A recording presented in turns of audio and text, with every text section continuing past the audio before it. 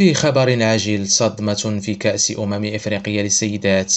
لاعبات بوتسوانا يرفضن استلام شعار الجزائر أمام الكاميرات. مشاهدينا الأعزاء، أهلا وسهلا بكم في حلقة جديدة، حيث نكشف لكم الحقيقة دون تزييف ونحلل الواقع كما لم تحلل من قبل. في مشهد صادم ومثير للجدل، شهد ملعب كأس إفريقيا للسيدات لحظة حرجة لم تكن في الحسبان.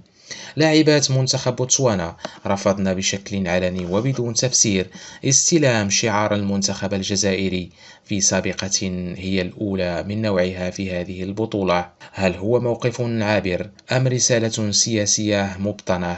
وما علاقة هذا بما يجري خلف الكواليس داخل أروقة الاتحاد الإفريقي لكرة القدم الكاف؟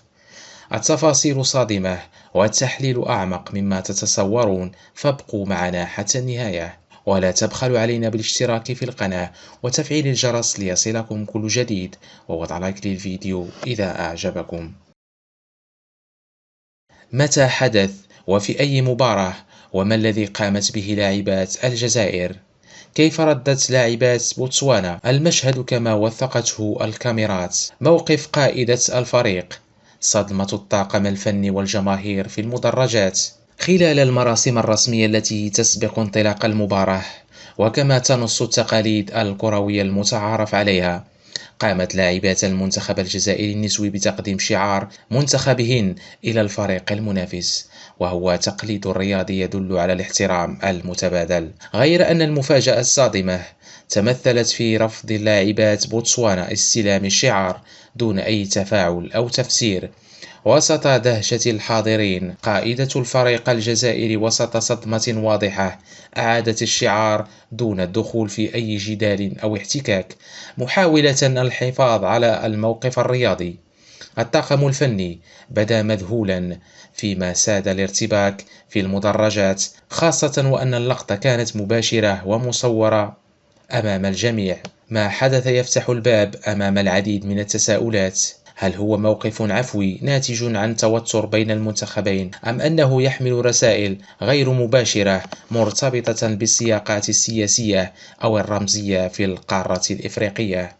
وهل يعكس هذا الموقف صورة الجزائر في علاقتها مع بعض المنتخبات الإفريقية؟ ومن المنتظر أن تثير هذه الحادثة ردود فعل داخل أروقة الكاف، حيث أن البروتوكول الرسمي يحكم هذه التصرفات بصرامة. أي خروق قد يستوجب مساءلة، خاصة إذا اعتبر التصرف إهانة لفريق آخر أو مساسا بقيم الرياضة. مقاطع الفيديو انتشرت بسرعة على منصات التواصل الاجتماعي، وتعليقات الجماهير منقسمة.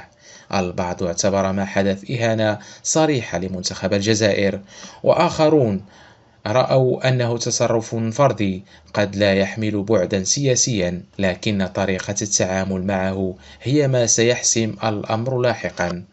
ما حدث اليوم لا يمكن أن يعتبر عارضا، بل هو مشهد يحمل في طياته الكثير من المعاني، وربما المؤشرات على تغير العلاقات داخل الكرة الإفريقية. فهل الجزائر بدأت تفقد احترام بعض المنتخبات، أم أن ما حدث مجرد حادثة معزولة لا أكثر؟ نترك لكم الكلمة في التعليقات، ونسألكم: لو كنتم مكان الاتحاد الجزائري كيف ستردون؟ وهل يجب على الكاف فتح تحقيق عاجل في الواقعة؟ مشاهدينا الكرام، شكرا على حسن المتابعة، وإلى اللقاء.